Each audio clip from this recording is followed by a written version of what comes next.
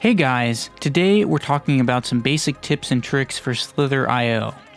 So I really jumped into Slither.io without any sort of real intro about the game or how you play. I kind of just figured things out by myself. Slither.io is a game where you play as a snake, obviously, and you try to collect the glowing dots. I think that's a better way to refer to it than glowing balls. But yeah, you collect the glowing dots and you try to grow your snake as large as possible. Now, there are other snakes in the server as well. Some are humans and some are bots. And it can be difficult to tell which are which unless you watch their behavior a bit.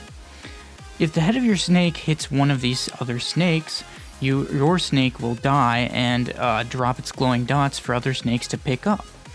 As you can see, it's a really simple concept, and I know most of you probably already know how the game works, but that was there anyways. But there's actually a lot of depth behind getting to the top snake in the leaderboard.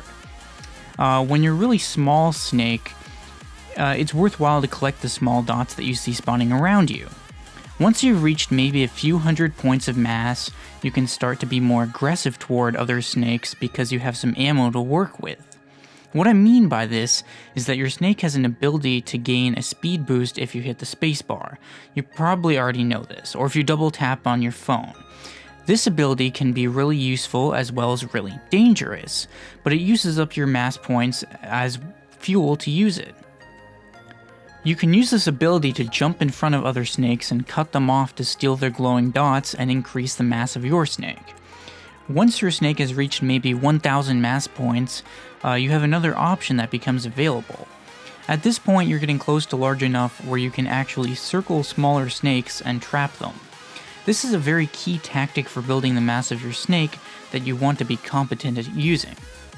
If you see a smaller snake than near you, you can work your way in front of it and then close it off. Then you just have to make the circle smaller and smaller until it hits your snake, and you pick up the loot. As I've talked about in other videos, the middle of the map is the fastest place to grow your snake because there are lots of other snakes there, and lots of glowing dots will be dropped from snakes hitting each other. After your snake gets above 5,000 mass, you'll notice the edges of the map become more useful because your snake turns really slowly and it's hard to move around lots of other snakes without hitting them, so you want that empty space near the edges of the map. There are less snakes out there, and obviously, just more room for a large snake to move around without hitting things. With around 10,000 mass points or more, people often try to single out snakes to eliminate them, or some people go back to the middle and try a circle technique where they use the body of their snake to gain mass.